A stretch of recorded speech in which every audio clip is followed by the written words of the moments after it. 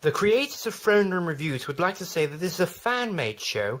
We do not own any of the copyrighted material used within the episode. All copyrighted material belongs to their respected owners. Any copyright infringement is non-intentional. This message has been brought to you by Plan 12 Entertainment.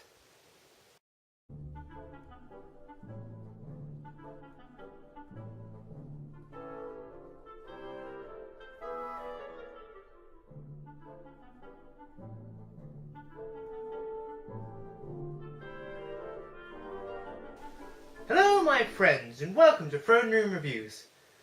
Now this Sharon Marathon finally gets to the CGI series in Season 13. However, before we start, I'd like to say there are a few things I do like in the CGI series. The animation is decent, and I like the separate voices for each character. However, I prefer the models, like Thomas and the Magic Railroad.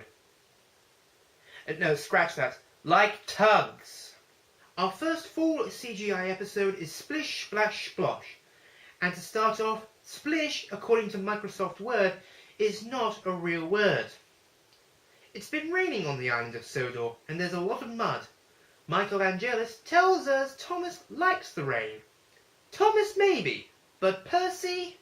Rain streamed down Percy's boiler. Oh, he shivered and thought of his nice dry shed.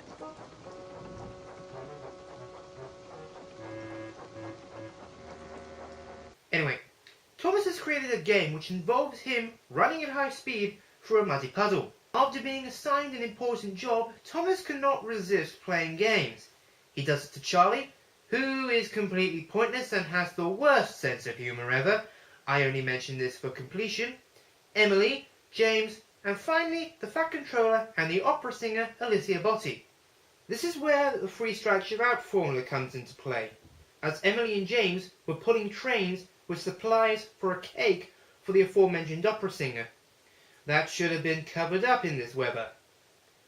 Thomas finally gets his retribution from the Fat Controller, and to add insult to injury, his fire is extinguished by the muddy water. So Sharon Miller, in this episode, knows how a firebox works. I imagine most of you get the reference. Thomas decides to own up for his playing about by sorting out the cake. So the episode ends with Rosie offering to play the game, but Thomas refuses as he's finished playing games. Until later in the series, no doubt. By now you should be aware I cannot stand the three strikes you're out formula, mainly due to the fact it's been overused, as we'll see in future episodes.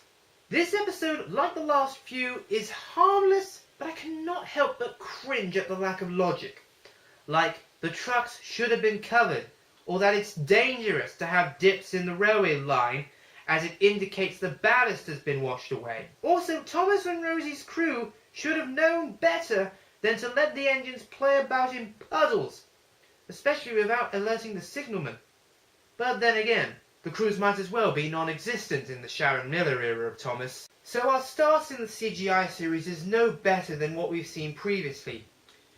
Next time we'll be looking at an episode from the 14th season I cannot stand. So expect some ranting. This is King William saying, hope to see you soon on another Throne Room Review.